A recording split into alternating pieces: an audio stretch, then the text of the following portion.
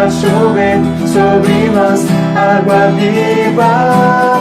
Derrama o teu amor aqui, derrama o teu amor aqui, faz chover sobre nós água viva. Uma igreja renovada.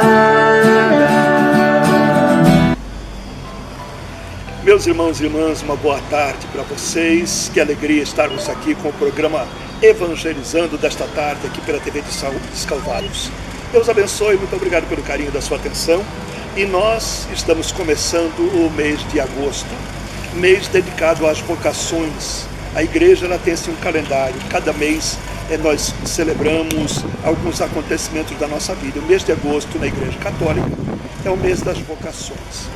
E o primeiro domingo é a vocação do padre, depois tem a vocação do pai, dia dos pais, fala sobre a família, tem a vida religiosa, tem os leigos e o mês todo para a gente refletir, agradecer e pensar sobre a vocação e a nossa vocação propriamente dita. Está aqui conosco Dom José Vieira de Lima, bispo emérito da nossa Diocese de São Luís de Cáceres, é buconiano, portanto gente nossa, franciscano da Terceira Ordem de São Francisco.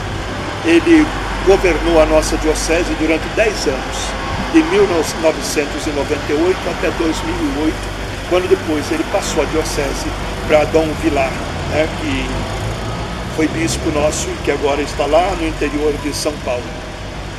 Dom José, muito obrigado pela sua presença, uma boa tarde para o senhor, seja bem-vindo. Tá?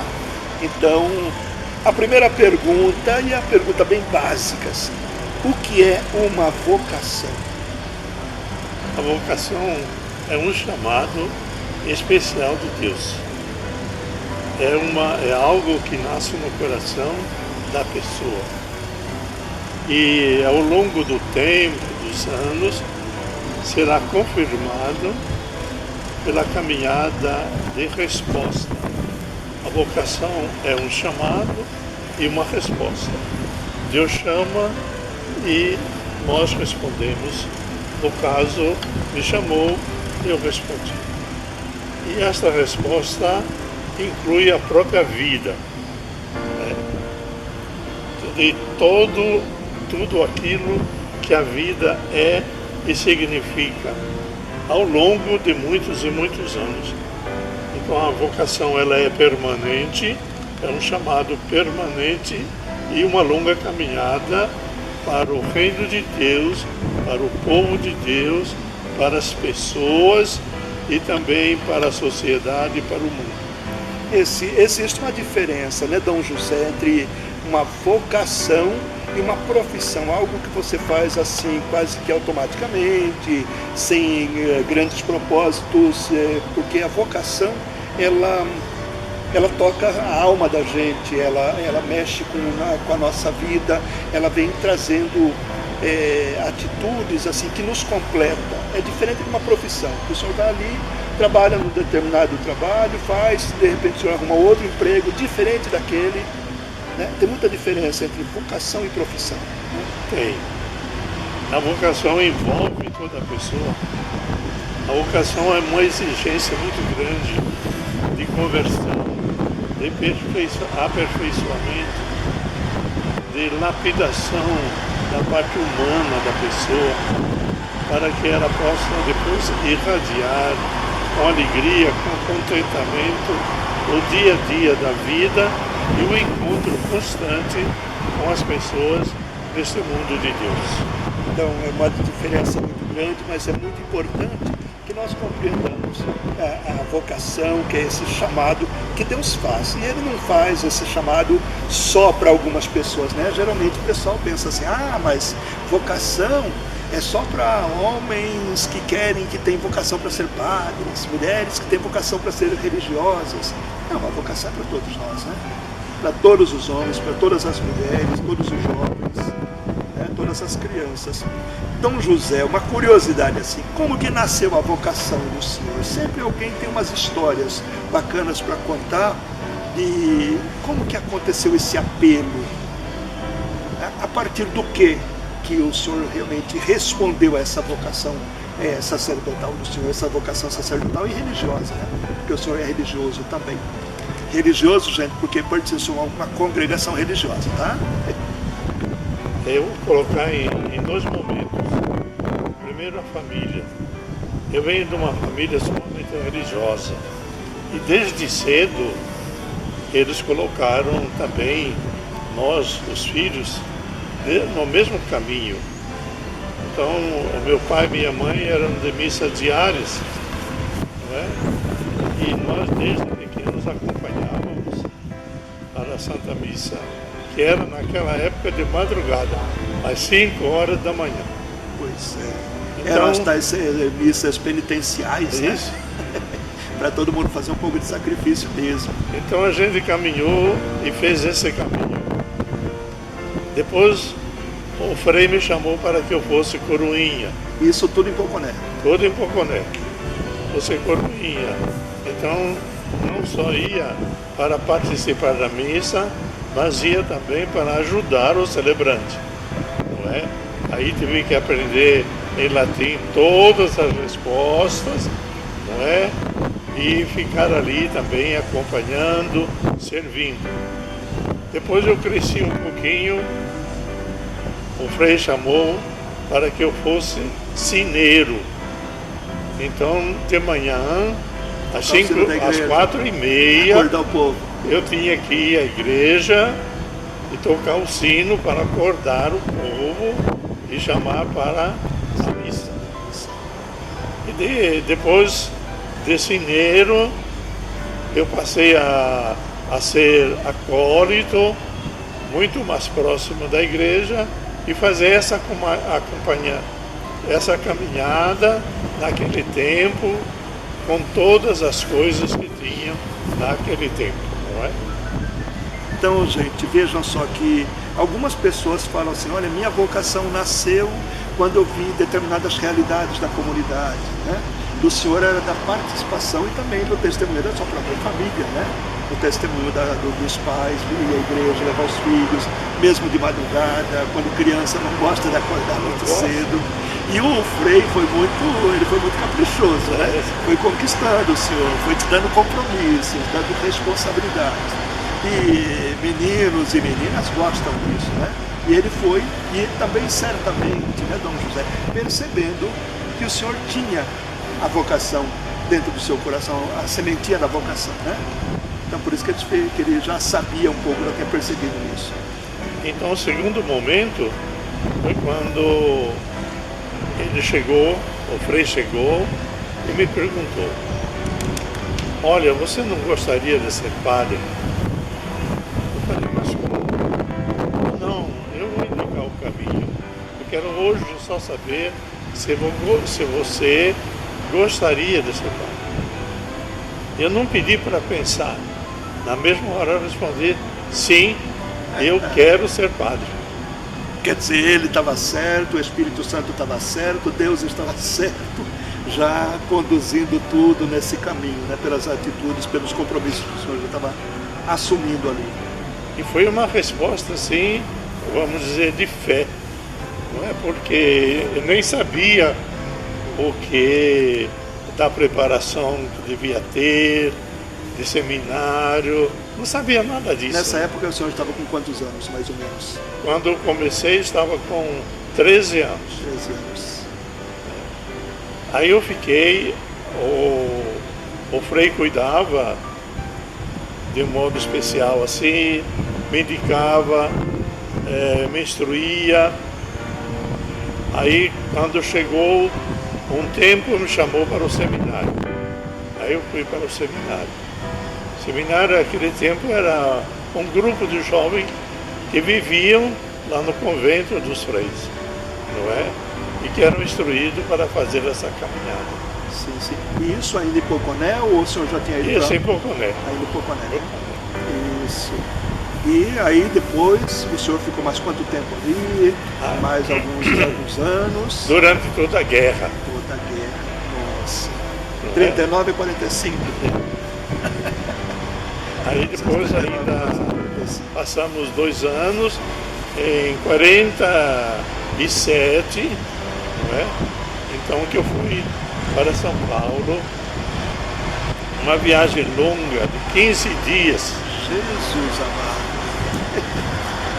Era 1900, isso, gente, 1947, do século passado, mas é história e como as dificuldades das estradas, né? Não era toda essa mordomia que nós temos hoje, avião, asfalto e tudo mais, né? Era Nada. estrada de chão, ônibus cheio, lotado, muitas paradas, muitos atoleiros pela vida. Começou primeiro a embarcação de Cuiabá a Corumbá. De Corumbá a Porto Esperança. Eu tinha me esquecido desse detalhe. Tem essa coisa aí, né? A única comunicação era embarcação. Eu me lembro que a lancha que nos levou chamava-se Guaporé. Até hoje. Sim. Nosso famoso rio Guaporé de Lacerda, bacana. Mas então vejam só, eu vou perguntar aqui para o senhor que coisas te marcaram neste tempo. Eu acredito que tudo já, eu já estou aqui viajando nisso que o senhor está contando. O barco, a viagem,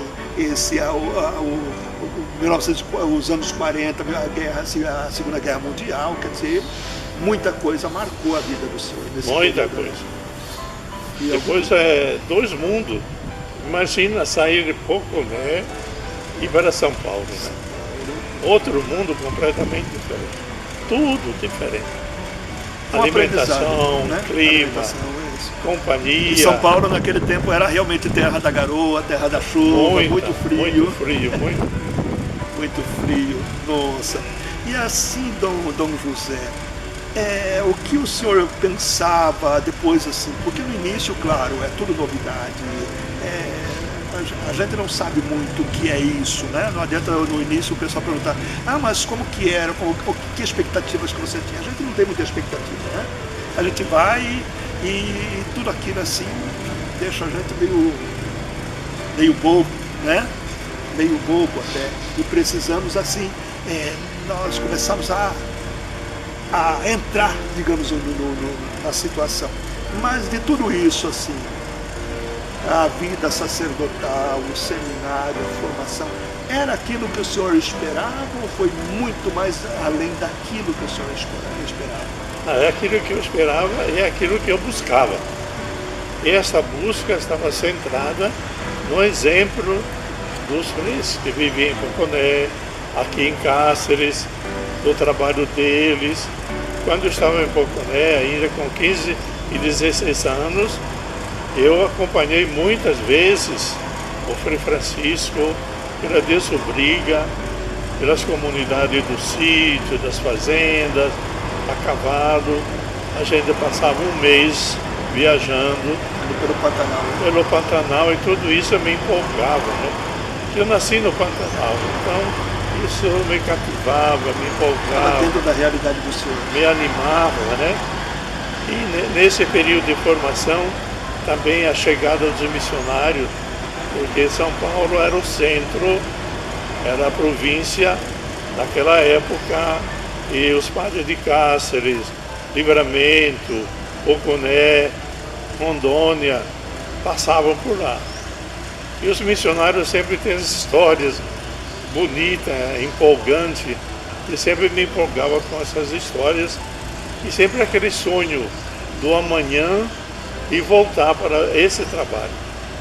E querendo ou não, olhando a partir de hoje, naquele tempo a vida do missionário, do padre, era uma vida aventureira, porque era uma vida cheia de desafios, né? Eram as distâncias, para quem vinha de fora, de São Paulo, sei lá, o calorão do Mato Grosso, andar a cavalo no Pantanal, enfrentar naquela época, realmente o Pantanal era Pantanal, tinha muito mais animais perigosos, as doenças, né, que tinha por aqui, era realmente era muita aventura na cabeça de um jovem só, né? E tudo isso, de uma certa maneira, entusiasmava, né? Para assim, eu preciso realmente, viver né? mais ainda essa realidade. Então, sempre a presença dos missionários sempre foi uma chama que me envolveu, me entusiasmou e fez parte da minha vida, não é? E até hoje eu sou entusiasmado assim, pela natureza, pelo mato, para essa realidade que nós vivemos. Tá certo, gente. É o seguinte, nosso tempo já está acabando. Já se passaram o tempo da nossa entrevista e tem muita coisa, eu tinha muito mais coisa para perguntar aqui, mas só que se a gente fosse perguntar tudo, não daria esse tempo. Mas quero pedir assim ao senhor Dom José, deixe para todas as pessoas, rapazes, moças aí que se sentem vocacionados, que tipo de resposta que eles podem fazer, o que eles podem fazer para chegar a esse objetivo da sua vida. Muitos e muitos jovens são chamados. Muitas vezes entra em dúvida. É esse o caminho ou não é esse o caminho? Quando Deus chama, Deus dá uma força muito grande chamada graça. E essa graça faz com que a gente tenha aquela força para ouvir a voz, para ouvir o chamado e para dar a resposta. Então não tenha medo não. Se um dia no seu coração sentir esse chamado, procure dar uma resposta. Não tenha medo. A graça nunca faltará. A graça será a sua força, a sua luz, iluminando os seus passos e a sua vida. E aí você caminha para a grande vocação de servir a igreja, o povo de Deus, a humanidade. Então, louvado seja Deus por tudo isso, Dom José, muito obrigado mesmo pela atenção do senhor. E claro, vamos entrevistá-lo em outras oportunidades, porque o senhor tem muitas histórias bonitas para contar para a gente dessa experiência de vida do senhor, dessa experiência sacerdotal, de bispo, dos seus trabalhos lá em Marabá, aqui na nossa diocese, também aí pelo Brasil afora, né? E nós queremos lembrar que a partir desse mês, nós teremos novidades maravilhosas na nossa diocese. Agora, dia 14, acontecerá a ordenação sacerdotal do Diego e do Denivaldo, o Denis, e depois, dia 18 de setembro, lá em Mirassol, na paróquia São Paulo, o diácono Adonias, e no dia 2 de outubro, lá em Araputanga, o Tiago. 4 novos padres com a graça e a bênção de Deus. Muito obrigado, meus irmãos e irmãs, pela sua atenção. Uma boa tarde para vocês. Deus abençoe e não deixe de nos acompanhar todo sábado, à 13h, aqui pela TV dos Calvários, o programa Evangelizando. Fiquem com Deus. Em nome do Pai, do Filho e do Espírito Santo. Amém.